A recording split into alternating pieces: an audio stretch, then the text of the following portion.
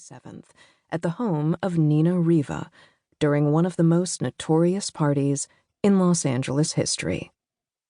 The annual party grew wildly out of control sometime around midnight. By 7 a.m., the coastline of Malibu was engulfed in flames. Because, just as it is in Malibu's nature to burn, so was it in one particular person's nature to set fire and walk away. Saturday, August 27th, 1983. Part 1. 7 a.m. to 7 p.m. 7 a.m.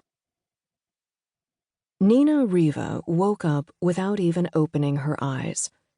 Consciousness seeped into her slowly, as if breaking the morning to her gently. She lay in bed, dreaming of her surfboard underneath her chest in the water, before she began remembering reality, that hundreds of people were going to descend upon her house in just over 12 hours. As she came to, it dawned on her once again that every single person who would show up tonight would know the indignity of what had happened to her. She lamented it all without even peeking through the curtains of her own eyelashes. If Nina listened closely, she could hear the ocean crashing below the cliff, just faintly. She had always envisioned buying a home like the one she and her siblings grew up in down on Old Malibu Road, a shabby beach bungalow off of PCH, built on stilts, extended out over the sea. She had fond memories of sea spray on the windows, of half-rotted wood and rusting metal holding up the ground beneath her feet.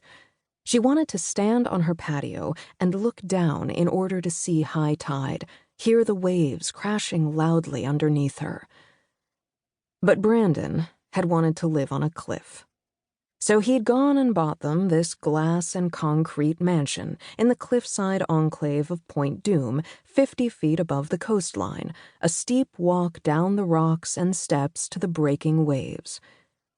Nina listened as best she could for the sounds of the water, and she did not open her eyes. Why would she?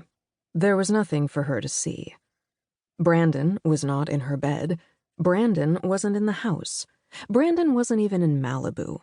He was at the Beverly Hills Hotel with its pink stucco and its green palm trees. He was, most likely at this early hour, cradling Carrie Soto in his sleep. When he woke up, he would probably take his big paw of a hand and move her hair out of the way and kiss her neck. And then the two of them would probably start packing together for the U.S. Open. Ugh. Nina didn't hate Carrie Soto for stealing her husband because husbands can't be stolen. Carrie Soto wasn't a thief. Brandon Randall was a traitor. He was the sole reason Nina Riva was on the cover of the August 22nd issue of Now This magazine under the headline, Nina's Heartbreak, How One Half of America's Golden Couple Got Left Behind. It was an entire article dedicated to the fact that her tennis pro husband had publicly left her for his tennis pro mistress. The cover image was flattering enough. They had pulled one of the photos from her swimsuit shoot in the Maldives earlier that year. She was wearing a fuchsia high-leg bikini. Her dark brown eyes and her thick eyebrows were framed by her long brown hair, lightened from the sun, looking a tad wet, a faint curl still in it. And then, of course, there were her famous lips. A billowy bottom lip topped by her thinner upper lip, the Riva lips as they had been dubbed when they were made famous by her father Mick. In the original photo, Nina was holding a surfboard, her yellow and white Town and Country 6-foot 2-inch thruster.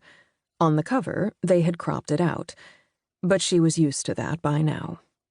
Inside the magazine, there was a picture of Nina in the parking lot of a Ralph's grocery store from 3 weeks prior. Nina had been wearing a white bikini with a flowered sundress thrown on over it. She'd been smoking a Virginia Slims and carrying a 6-pack of Tab. If you looked closely, you could tell she had been crying.